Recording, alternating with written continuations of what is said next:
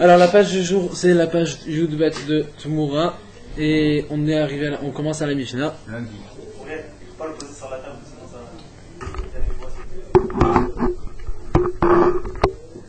La Mishnah commence Enam Douma Medamea et la Lefi Cheshbon. Ce qu'on appelle le Dema, c'est quand tu as de la Trouma qui s'est mélangée. La Trouma, c'est le prélèvement qu'on donnait au Kohen. S'il se mélange avec de la récolte qui est déjà prélevée, donc la récolte roll, elle devient problématique s'il n'y a pas 100 fois plus que la Trouma. Et ce problème, on l'appelle Dema. Le problème de mélange entre Trouma et roll, quand il n'y a pas les proportions qu'il faut, ça s'appelle Dema. Il n'y a qu'un Kohen qui peut manger ça, parce qu'il y a de la Trouma dedans et qu'elle n'est pas annulée.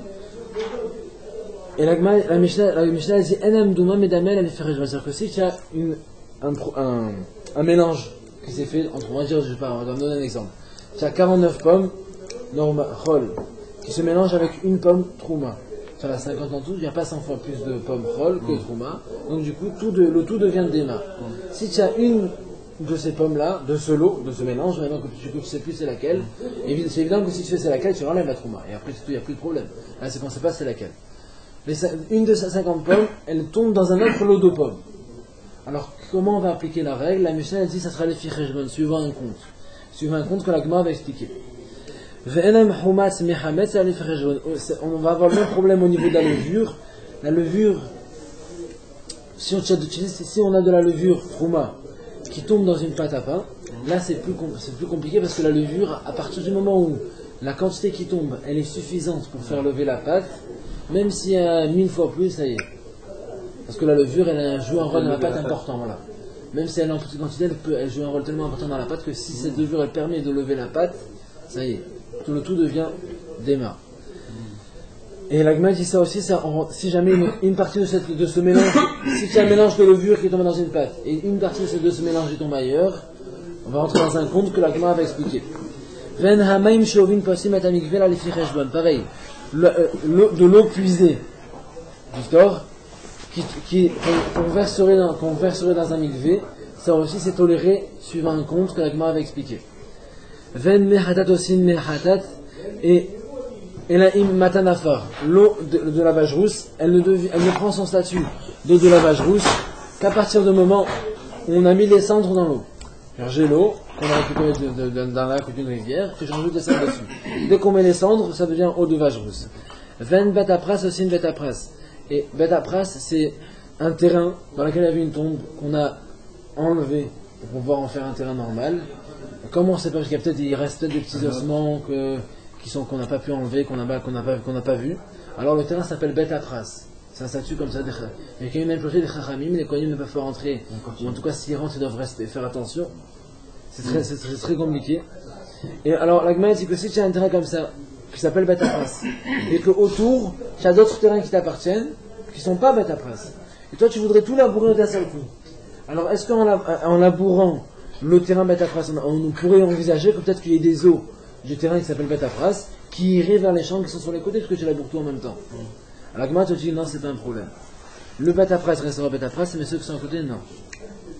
Hein, vraiment. Il n'y a pas de risque que les eaux aillent dans les autres.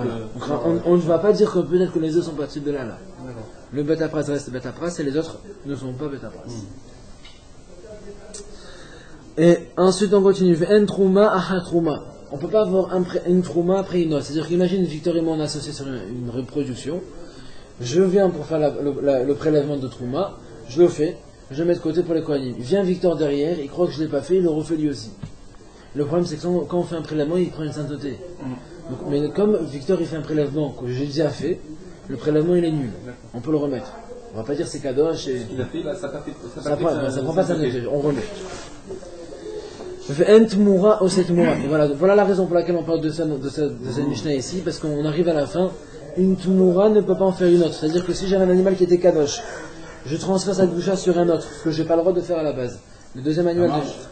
On a vu quand même que le deuxième devient Tmoura. Il est kadosh avec la sainteté de Tmoura. Et bien, si je prends l'animal qui est maintenant Tmoura, donc celui sur lequel j'ai transféré la sainteté, je le prends et je dis la doucha de cet animal va sur un troisième, ça ne marche pas. D'accord. Sur un deuxième, ça marche même pas. Voilà, on peut pas la Gemara va expliquer pourquoi aussi. C'est un. Voilà. Et si tu le fais sur le premier par rapport au troisième, Ça marche. Donc tu pars du premier, ça marche. Mais du deuxième au troisième, ça marche pas. deuxième ou troisième, premier et troisième ça marche, premier et quatrième ça marche, mais... Voilà, le premier il peut tout faire, le deuxième il ne peut rien faire. D'accord. Alors ensuite la Gemara dit Velo avla de cette moura. Si c'est un animal qui est kadosh, qui a un bébé, donc tu as fait sanctifier un animal, que ce animal a eu un bébé, ça s'appelle un bébé, le bébé d'un animal kadosh, lui, il a une sainteté, mais il ne peut pas faire tout moura. Pas suffisante pour pouvoir faire la moura. Si on transfère la douche à partir de lui, le transfert ne marche pas. Bon, on en a déjà parlé hier avant-hier. Rabbi Yehuda Omer avla de cette moura. Rabbi Yehuda dit non, même le bébé d'un animal kadosh peut faire moura, c'est-à-dire que si on transfère la douche, le transfert marche. Un brûlot, ils ont répondu les Chachamim, Ekdesh cette moura, ve'en avla de cette moura. Les Chachamim ont dit non, c'est pas vrai. Uniquement, un animal qui est kadosh, on peut transférer la douche, mais quand c'est un bébé qui est kadosh, le bébé d'un animal kadosh, lui, on ne peut pas transférer la douche, et la Gemara va tout expliquer. Alors on commence par le premier cas, c'est-à-dire le cas de la trouma. On a parlé des pommes, une pomme dans 49, on a vu que c'était pas dans un cas plus 49 autres qui ne.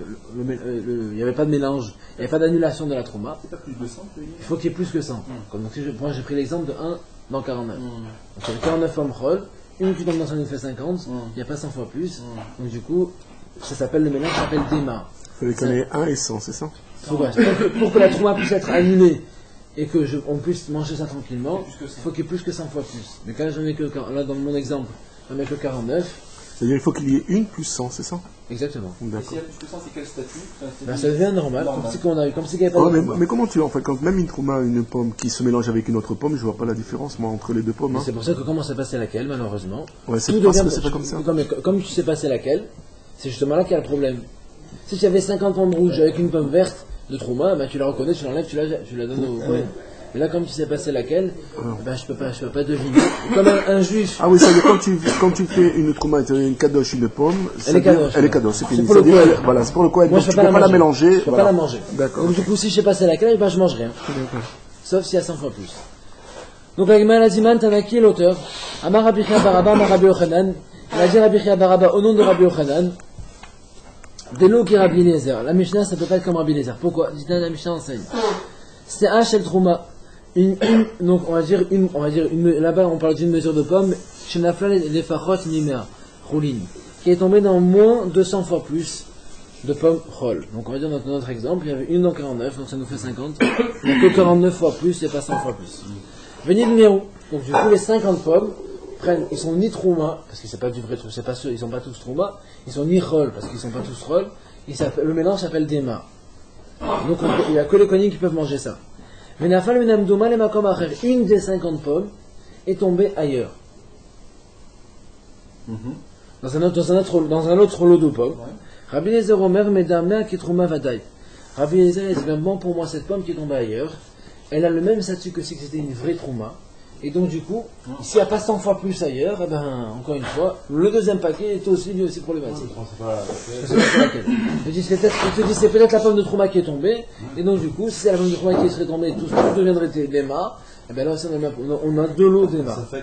Ça c'est Rabbi Eliezer, et c'est justement celui qui ne pense pas comme nous. Ramim Omrim Enam Edamat Elelifi Rejben c'est Bachamim, il pense comme nous, c'est là qu'on explique ce qu'a dit la Mishnah. Ramim me dit non, le deuxième lot ne devient des mains que suivant les proportions, il faut faire un calcul. On parle de calcul que justement la Mishnah avait parlé. C'est quoi ce calcul? Khamim te dit écoute, tu as 50 pommes, tu avais un lot de 50 pommes dans laquelle il y avait une trouma. Je sais pas c'est laquelle qui est trouma, mais d'accord. Et tu en as combien dans le lot qui s'occupe? Combien de pourcents? 49. Non, moi j'ai 1 sur. Non, mais tu as 1%, c'est peut-être. Non, 49 sur 50, donc c'est 98%. Roll 2% de trouma. 2% de trouma. D'accord? Donc ça veut dire que pour lui, il te dit, moi je pense que le mélange dans chaque, comment c'est laquelle, il considère que dans chaque pomme, il y a 2% de trouma. Pas une elle est trouma. Chaque pomme elle a 2% de trouma, chacune des pommes. Donc elles sont toutes touchées. Donc elles sont tout affectées. C'est vrai que tout est des mains. Il te dit mais maintenant si une pomme elle tombe ailleurs, et que la pomme on va dire qu'elle fait 100 grammes, il n'y a que 2 grammes qui est trouma dans cette pomme là. Donc du coup, il suffit juste que tu aies 2 kilos de pommes, même pas 2 grammes, il faut juste que tu aies 100 fois plus. Tu aies 200 grammes de pommes, c'est bon. On ne va pas dire que comme la pomme elle fait 100 grammes, il faut que tu aies 100 fois plus, donc 2%, 100 fois plus, 10 kilos. Il dit non, 100 fois plus de 2%. Donc dans une histoire, 100 fois plus de 2 grammes, 100 fois plus que 2 grammes, ça fait donc 200 grammes de pommes, ça suffit. Ah, il cherche sur le poids alors, il cherche Ouais, plus lui, sur le nombre. C'est tout, ouais, parce qu'en fait, lui il te dit, en fait, dans chaque pomme, il y a un pourcentage qui est trouma, parce qu'on ne sait pas c'est laquelle. Oui, j'ai compris. Non, Et le reste, non, il- mais ce que je veux dire par là, c'est qu'il ne voit pas sur le nombre Mais de parce pommes, que- mais lui, il va sur le poids alors. parce que lui, il ne raisonne pas, il te dit que comme il y a un mélange, que je ne sais pas laquelle est trouma, il ne dit pas qu'il y en a une qui est trouma et que les autres sont chol. Il dit dans chaque pomme, dans chaque pomme, il y a un petit peu de trouma, parce que je ne sais pas c'est laquelle. Donc ce petit peu, il est combien, mais ça dépend de la proportion. Si j'en ai une, ça fera 2%, si j'en ai deux, ça fera 4%. Mais ça change tout des 100, ça revient à rien du tout alors. Ouais, non, c'est plus facile après d'annuler. Ah ouais, c'est dans plus le facile. prochain lot, Ouais. c'est plus facile d'annuler, bien sûr. C'est ça le Cheshbon. Ça, c'est la vie des Khalil, c'est ça que la Mishnah a dit, c'est les filles Cheshbon, suivant le calcul. Oui, il y a un calcul à faire. On a vu que on a parlé du même système pour la levure. Que sinon, tu as de la levure trauma qui tombe dans une levure roll, et que ça fait lever la pâte, etc. Et qu'après, il y a un petit bout de cette pâte, de cette levure qui tombe ailleurs. Alors, on a vu le même problème. Et justement, là, on a parlé de calcul. Amarabi Abba, Amarabi Yochanan, Matetin de l'Oki Rabbi Eliezer. La Mishnah ne va pas comme Rabbi Eliezer. Dites nan, parce que la Mishnah enseigne, c'est Or Shel Choulin, Shel Trouma, Shel Nafou et Torissa. Tiens, il a dit, le Rabbi Eliezer, il dit comme ça, là, si jamais tu as de la levure de Chol et de la levure de Trouma qui tombe dans une pâte. L'eau basée que de l'armis, de l'eau basée que de l'armis. Et dans chacune, il n'y a pas de quoi faire lever la pâte. Chacune seule, elle ne peut pas lever la pâte. Il n'y a pas suffisamment de levure. Mais, ensemble, ils ont fait lever la pâte. Alors, qu'est-ce qu'on va dire? Nous, on a vu juste avant qu'il fallait que pour que la levure Trouma, elle ait un statut, qu'elle donne un problème à la pâte, il faut qu'elle puisse avoir en elle la quantité pour pouvoir lever la pâte. Mais là, il n'y a pas. Si on prend la Trouma seule, il n'y a pas. Le Chol seul, il n'y a pas. Mais ensemble, ça a fait lever la pâte. Alors, lui te dit comme ça, Rabbi Eliezer. Rabbi Eliezer Omer, Ahara Haran Aniba. Il dit, moi, je suis le dernier qui est tombé. C'est-à-dire que si c'est la levure Chol qui est tombée en première, seule, elle ne pouvait pas faire lever la pâte. La Trouma est arrivée derrière. Grâce à elle, finalement, on a fait lever la pâte. Donc, tout le mélange est problématique. Mais si c'était le contraire, la Trouma elle est tombée en première, ça, avec elle on ne peut pas faire lever la pâte. C'est la deuxième, le Chol est arrivé derrière et c'est elle qui a fait plus compléter, faire lever la pâte, tout est Chol. Mais en fait, c'est la dernière levure qui est tombée. Celle qui fait monter vraiment la pâte. Ça c'est Rabbi Eliezer, donc c'est celui qui. Comment Rabbi Eliezer il peut savoir la quantité qu'il y a de. Ah non, on parle du cas où on sait, si on ne sait pas, c'est encore pire. Mais on parle du cas où on sait. Il a vu la quantité qui est tombée et comme ça il a plus-value. Et Khamim disent Ben Sinafal Issour le Khatrila ou Ben Sinafal Issour Basof, le Olam en Assour Atiyé Bok de l'Ahmis. Khamim disent non, c'est pas comme ça que ça marche. Que l'interdit tombe au début, c'est-à-dire que la trauma tombe au début ou que la trauma tombe à la fin, ça ne change rien. Ce qu'il faut, c'est calculer est-ce qu'il y a la mesure pour faire lever la pâte, oui ou non. Voilà le calcul à faire. Voilà, si dans la trouma, il y a une mesure de quoi faire lever la pâte, ça devient problématique. Mais s'il n'y a pas de quoi faire lever la pâte, même si elle vient en dernier, ce que tu veux, il n'y aura pas de problème. Parce qu'elle n'a pas la mesure pour faire lever la pâte. Et en fait, après, tu vois, pourquoi la Mishnah a parlé de calcul, c'est en fait au cas où un petit bout de ce mélange tombe ailleurs. Alors comment est-ce qu'on va calculer? Alors, ça va être le même problème que tu as là. On va dire que combien de pourcentage de trouma il y avait dedans pour aller à côté. Enfin, comment pour faire. Il n'y avait pas 100 fois plus. Donc, combien de pourcentage de trouma il y a dans cette levure?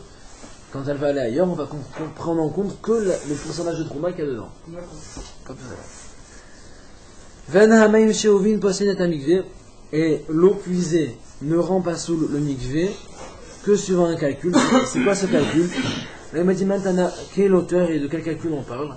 Amar Rabbi Chia bar Abba, Amar Rabbi Yochanan, Rabbi Eliezer ben Yaakov. L'auteur c'est Rabbi Eliezer ben Yaakov, et voilà de quoi on parle. Il dit Nana Mishnah enseigne.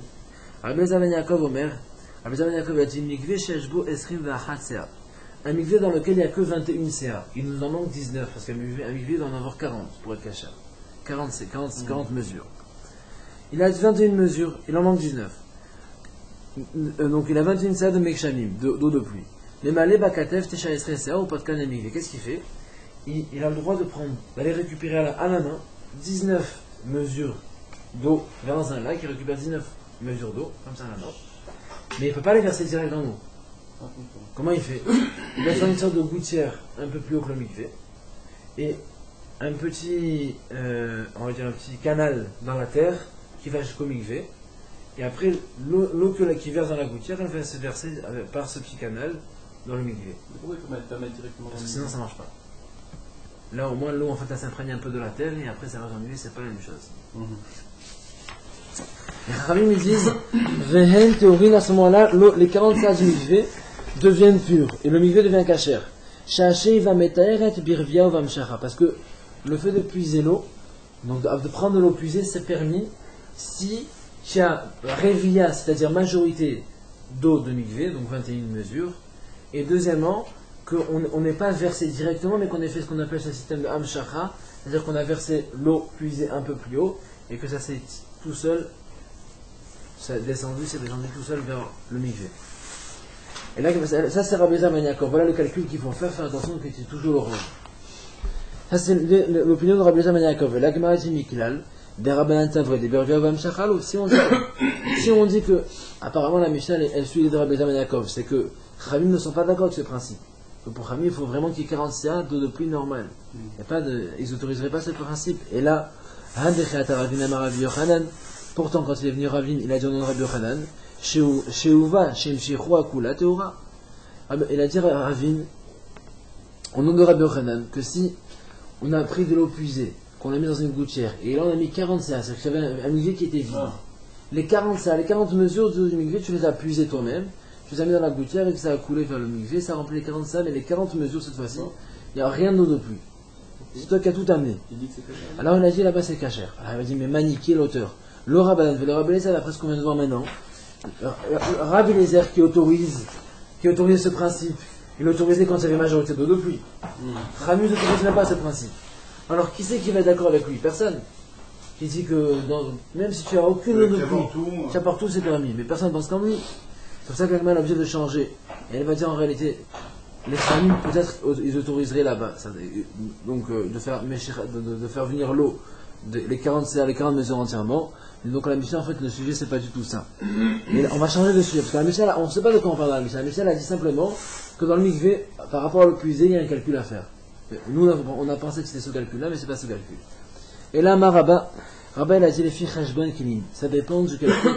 C'est pas un calcul, ça dépend du nombre d'ustensiles dans lesquels tu amènes. Qu'est-ce que ça veut dire? Yosef ben Choni, l'auteur c'est Yosef ben Choni. Le Tanya la Braïta enseigne et elle explique. Shloshia login maïn, sheovin. Tu avais un mikvé dans lequel il manquait 3 logs. Tu avais ton mikvé, il était rempli plein, mais il manquait 3 logs d'eau de pluie. Les 3 logs ça correspond à peu près à 1 litre. Il manquait 1 litre d'eau de pluie. Qu'est-ce que tu as fait toi? Tu vas amener de l'eau de l'extérieur et verser directement dedans. Tu as le droit, mais ça dépend. Alors, donc lui il te dit, si tu as, le premier il te dit comme ça, si tu as 3 logs, donc le litre d'eau qui manquait, tu l'as versé directement dans l'eau. Que tu le fasses en 2 ou 3 ustensiles. Même si tu le fais en 4 ou 5 ustensiles, ça rend pas sous le mikvé. D'après le prophète, c'est interdit quoi qu'il arrive. Il ne serait qu'un litre, donc 3 logs, ça y est, c'est tout foutu. Et vient Yosef ben Choni Omer, et c'est lui qui nous intéresse. Il a dit si tu fais ça en 2 ou 3 ustensiles, ça rend pas sous le mikvé, ça rend interdit le mikvé. Mais si tu le fais en 4 ou 5 ustensiles, ça rend pas sous le mikvé. Pourquoi? La raison est simple. C'est que nous on a parlé d'un litre, mais en réalité en hébreu c'est 3 logs. Si tu prends 2 ou 3 ustensiles, dans chaque ustensile tu auras au moins un log. Ça c'est problématique. Mais si tu le fais en 4 ou 5 ustensiles, tu auras dans chacun moins d'un log. Ça fait une mesure ridicule d'eau qui tombe à chaque fois, qui se retrouve annulée dans la masse. Et là c'est permis. C'est combien c'est log? C'est combien ça? Un log c'est correspond à un tiers de litre. Un quart de litre? Un tiers. Un tiers de litre? 30% d'une canette. Ensuite, le cas suivant qu'on a vu dans la Mishnah, c'est on a vu que l'eau de la vache rousse ne prend son statut d'eau de la vache rousse que quand on a mis les cendres dessous. Donc tu retires de l'eau, tu récupères du lac, et dessous on rajoute les cendres. L'Agmadiman Tanaki, l'auteur. En tout cas, l'auteur, d'après Rabbi Yochanan, ça ne peut pas être Rabbi Shimon. Pourquoi? Parce que la Braïta enseigne que c'est quelqu'un il a fait l'inverse. Il a mis d'abord les cendres, puis il a mis l'eau dessus. Alors d'après le premier auteur, c'est pas soul comme on a vu maintenant, il faut mettre d'abord l'eau, puis les cendres, faire le contraire. Vient Rabbi Shimon dit marche, c'est caché, il n'y a aucun problème. Tu veux mettre l'eau avant les cendres avant l'eau, c'est comme tu veux. Et alors, il dit, Maïtamad Rabbi Shimon, c'est quoi la raison de Rabbi Shimon?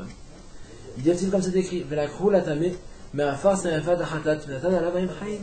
La Torah l'a dit, ils prendront pour le monsieur qui est impur des cendres de lavage rousse et ils mettront dessus de l'eau. Alors, voilà, le dernier Rabbi Shimon, il dit, Vechia faroud, est-ce que c'est du sable? Pourtant, Jean-Michel, nous on sait très bien que la Torah elle parle de afar en hébreu. Le afar ça veut dire du sable. Alors comment on sait que c'est pas du sable qu'on prend, c'est des cendres de lavage rousse. La lavage rousse il n'y a pas de sable. Quand tu brûles la vache rousse, il y a des cendres, pas du sable. Oui. Une parenthèse sur la vache rousse. Non, pas de parenthèse, on finit. Non, mais la parenthèse après, s'il te plaît. Alors, donc, j'avais des cendres. La Torah, elle aurait dû parler de cendres. Pourquoi elle parle de sable? Elle m'a dit parce que, tout simplement, dans les mots, Vechia Faro, est-ce que c'est du sable? Va le faire ou pourtant c'est des cendres. Shina Katum Mashmao, si le pasuk a changé donc son terme, il a parlé de sable, il a parlé de cendre, la Dun Hemen Akzerachava, c'est simplement pour pouvoir faire une Akzerachava, donc une analogie de terme, pour dire comme ça, Nehemar Kana Afar, c'est écrit ici, à propos de la vache rousse, le mot Afar, sable au lieu de cendre. Et Nehemar Elana Afar, c'est écrit à propos de la femme sota, le sable également, parce qu'on mettait dans la femme sota aussi du sable dans l'eau, dans laquelle on trempait, dans son procédé pour cette femme sota. Et Malé Elana Afar, Afkan Agabe Amaim, Afkan Afar Agabe Amaim, comme là-bas, on a vu qu'il fallait mettre l'eau puis le sable, et bien ici aussi il faut mettre l'eau puis le sable. Mais Makan ou Makan exime afar les maïm kacher, Afkan exime afar les maïm kacher. Et de la manière que dans la vache rousse, si tu as fait l'inverse, tu as mis le sable puis l'eau c'est kacher, et bien là-bas aussi si tu as mis le sable puis l'eau c'est kacher. Mais encore une fois, il nous dit pas d'où il apprend ça, que chez nous, tu mets le sable puis l'eau c'est kacher, c'est pas écrit. Alors d'où il apprend ça, Rabbi Shimon?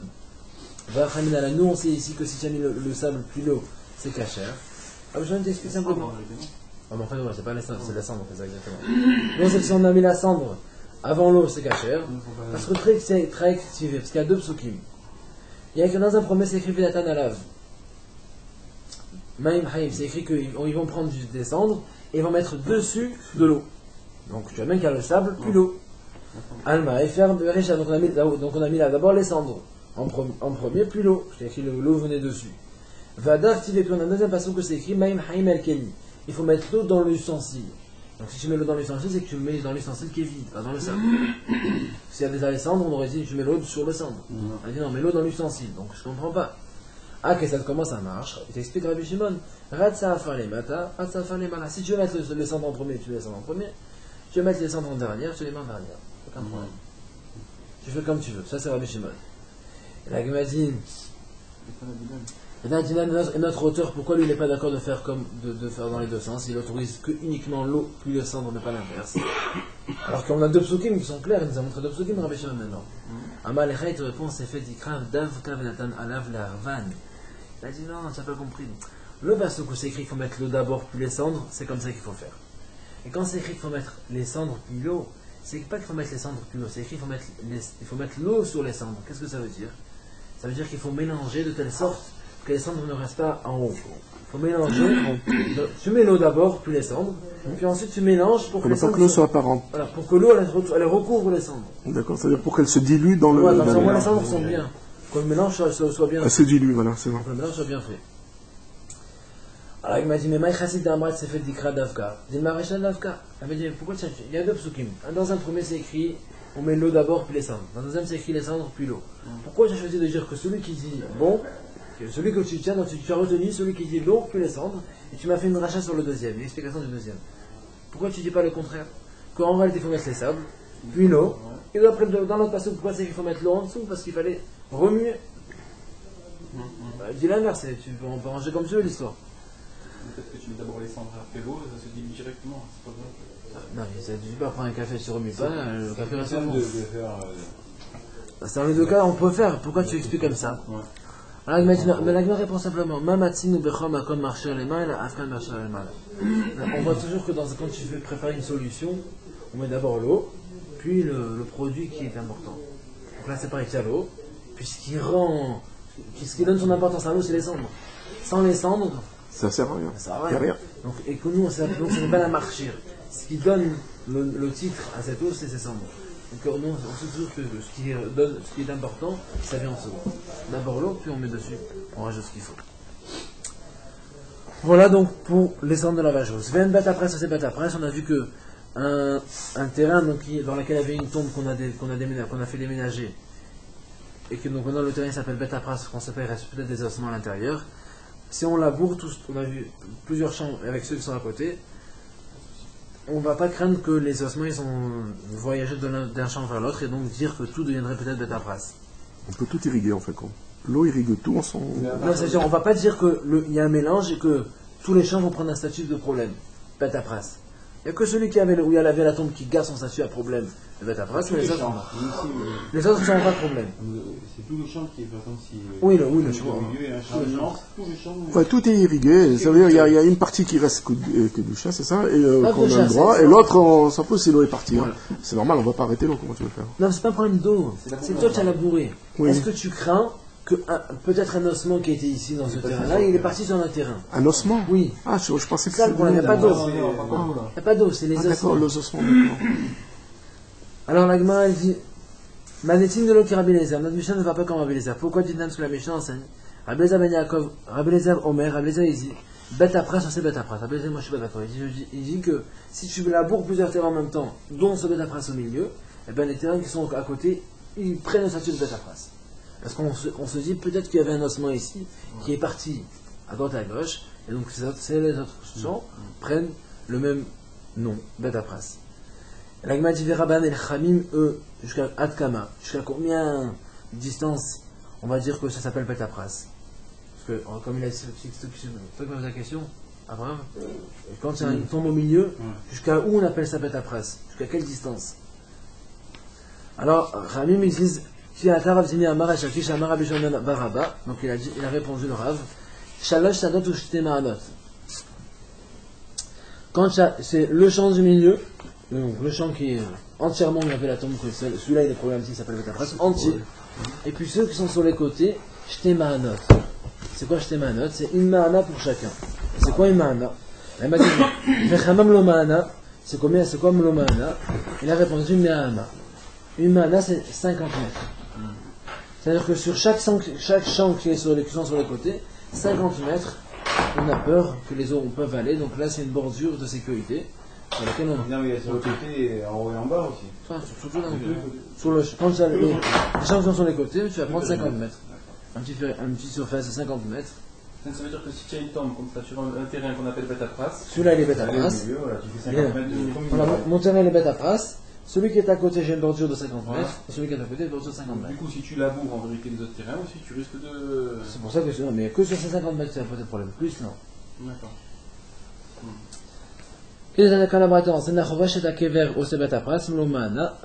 Donc celui qui laboure une tombe, dans un terrain dans lequel il y avait une tombe, on a peur, et donc il faut faire attention à cette bordure de sécurité de Me'ama, 50 mètres.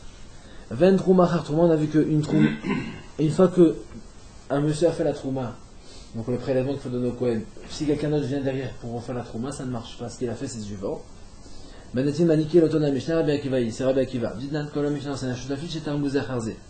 Si deux associés ont fait chacun la trouma de leur production, mais chacun ne sachant pas que l'autre il a déjà fait. Donc le premier il a fait, le deuxième il ne sait pas que le premier l'a fait, il a refait de la trouma. Qu'est-ce qu'on a donné comme statut à cette deuxième trouma? Rabbi Eliezer Omer, Trouma, Shtem, Trouma. Rabbi Eliezer dit les deux prélèvements, ils sont bons, ils sont kadosh, il faut les donner au Kohen. Même s'il a été deux fois, tant pis. Rabbi Akiva Omer, En Trouma, Shtem, Trouma. Rabbi Akiva dit non. Il n'y a que le premier qui est kadosh, Trouma, le deuxième non. Donc c'est comme chez nous. Rami Mivienne, ils disent Im Tarama Risham Kashur, En Trouma, Tachin, Trouma.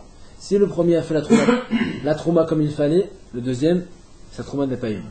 Vim le Taram Kashur, Trouma, Tachin, Trouma. Si le premier l'a pas fait correctement, le deuxième, c'est bon. Pas y complétif. Le deuxième, tout ce qu'il a fait, c'est bon. Imagine, on sait que la trouma moyenne, c'est 2%. Oui. Moyenne. On peut donner les radins à 1,5, les riches, les généreux 2,5. La moyenne, c'est 2%. Si le premier, il n'a pas fait correctement la trouma, il a fait, imaginons qu'il a prélevé que 1%, et bien la trouma du deuxième, ce qu'il a fait, c'est bon aussi. Donc on va additionner les deux. Tout est trouma. Mais si le premier, il a fait correctement la 2%, le suivant, tout ce qu'il fait, c'est rôle, on peut le remettre dans le tas. Donc, 3 avis. Celui qui est comme la Mishnah, c'est Rabbi Akiva qui lui dit qu'il n'y a que le premier qui est trouma, le deuxième non. Parce que Mina Torah, en réalité, prélever un grain, c'est trouma. Tu peux prélever, la trouma, elle n'a pas donné de quantité. Tu peux prendre un grain, tu quittes. Donc si. Selon Arabier qui le vend, il a fait 1%. C'est bon.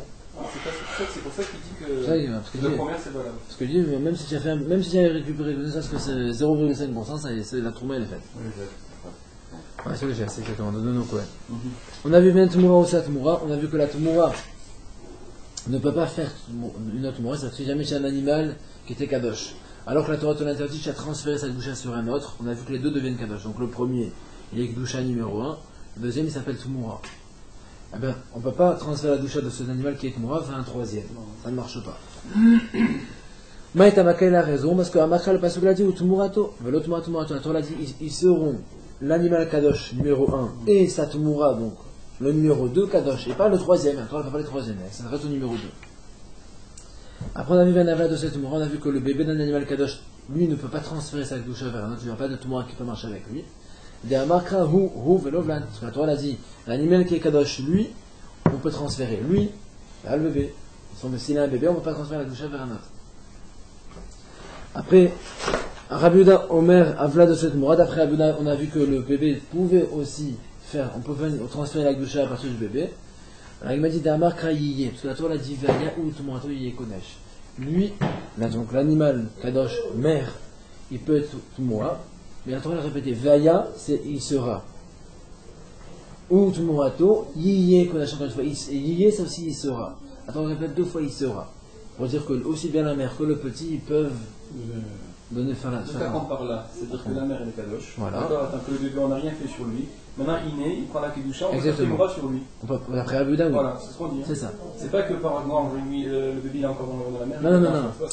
C'est le bébé il est né. Donc il est né et après tu le fais. On peut faire la Tmoura. Tu peux faire possibilité de Tmoura. Non, parce que justement. La mère elle est Kadosh, parce qu'on a vu la différence. La mère elle est Kadosh, le bébé il n'a rien pour l'instant. Une fois qu'il naît, il prend la Kedusha. C'est ça. Donc tu peux faire Tmoura sur le bébé. D'après Rabbi Yehuda, on peut faire Tmoura. On n'a pas le droit de faire, mais s'il l'a fait, ça prend. Parce que le pasuk il a dit, comme c'est écrit hier, donc la Torah le répète 2 fois, il sera une fois pour la mère, il sera aussi pour le bébé, ça marchera. Verraban et Chachamim, pourquoi ils ne sont pas d'accord que cette paracha, elle est belle? Parce que les Chachamim te disent, Rabat sur les Kémézid, les Chachamim disent que ce pasuk, pourquoi la Torah a dit il sera, faut dire que aussi bien, en fait on parle que de la mère, et pourquoi il sera, et la Torah répète il sera, pour dire que la personne ait fait exprès de faire la Tmoura, ou que la personne n'ait pas fait exprès, pour penser que c'était permis de faire ça. Dans les deux cas, la Tmoura apprend. C'est-à-dire que l'animal de deuxième devient Kadosh. Mais ça, on le sait déjà. Mais justement, c'est de là qu'on apprend. C'est pas ce que là. Vaya, pourquoi tu le répètes 2 fois, il sera. C'est-à-dire que quoi qu'il arrive, il sera. Que tu aies fait exprès ou pas exprès, ça prend. Après, demain, même ça, on va parler d'autres choses. On va que les oiseaux comme la farine, on ne peut pas faire Tmoura avec, ça ne marche pas. Ça, c'est plus pour demain. C'est ça que bon, on va faire même.